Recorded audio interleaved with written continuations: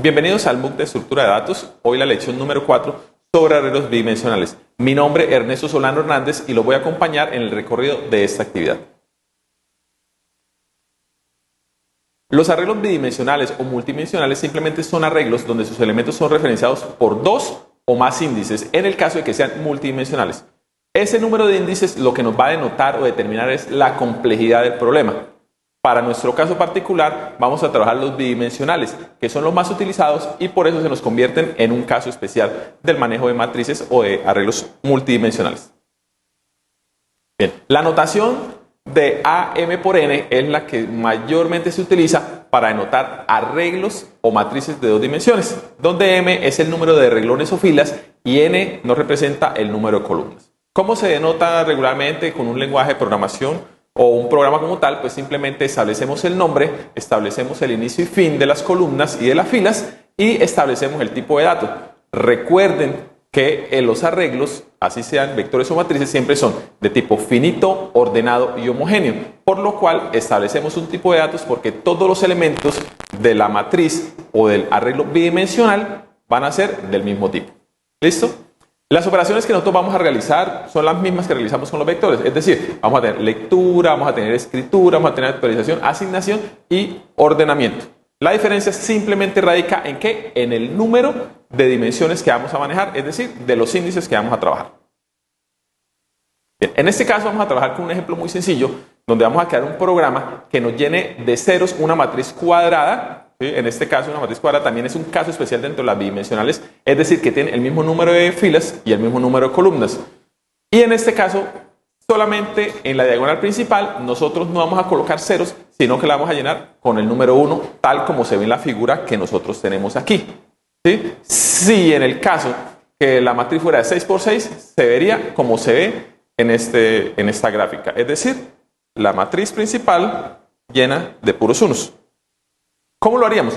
Entonces, muy sencillo y muy simple. Vamos primero que todo nosotros a tener en cuenta cuáles son las, cuál es el número de dimensiones, que en este caso serían 2, y vamos a tener en cuenta las dos variables que nos controlan el ciclo, que serían una variable i y una variable j.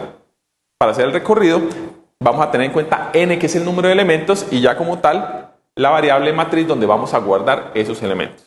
Lo primero que hacemos es leer precisamente la cantidad de dimensiones, o de filas o columnas que va a tener esa matriz, donde n nos va a representar a la vez el número de filas y el número de columnas. Iniciamos el ciclo repetitivo, porque siempre manejamos con ciclos repetitivos. Establecemos el primer ciclo que va a ir desde 1 hasta n, es decir, vamos a dejar quietas las filas y vamos a empezarnos a movernos fila por fila, y luego de eso hacemos otro ciclo repetitivo donde nosotros nos vamos a empezar a mover por las columnas. ¿Cómo establecemos nosotros la diagonal principal? Pues si ustedes hacen el dibujo para hacer la diagonal principal, nosotros vamos a encontrar que la diagonal principal siempre va a estar dada cuando los índices sean iguales.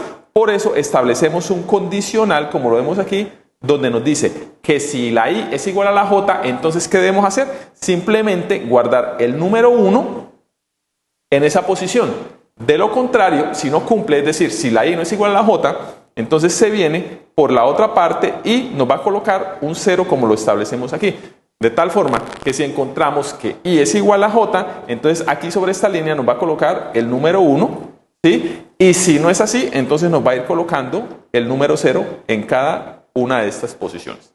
Al final de eso, pues aumentamos el contador y terminamos el problema. De esta forma, entonces vamos a obtener una matriz como la vemos acá.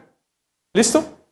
Bueno, es un ejemplo muy sencillo, es un ejemplo que lo vamos a tener disponible también en los materiales complementarios, ya no solamente en pseudocódigo, sino que lo vamos a tener en una implementación en Java. Entonces, por eso les recuerdo, vayan a la sección de más contenidos, busquemos el material complementario, revisemos los programas e implementémoslos en un lenguaje Java de IDE NetBeans 8.2, que lo podemos trabajar. Recordemos también hacer las actividades de aprendizaje de cada una de las lecciones, en este caso la lección número 4, y finalizando el módulo pues hacemos las actividades de autoevaluación para revisar todos los conceptos que hemos visto durante todas las sesiones y todas las lecciones. Muchas gracias, los espero en una próxima oportunidad.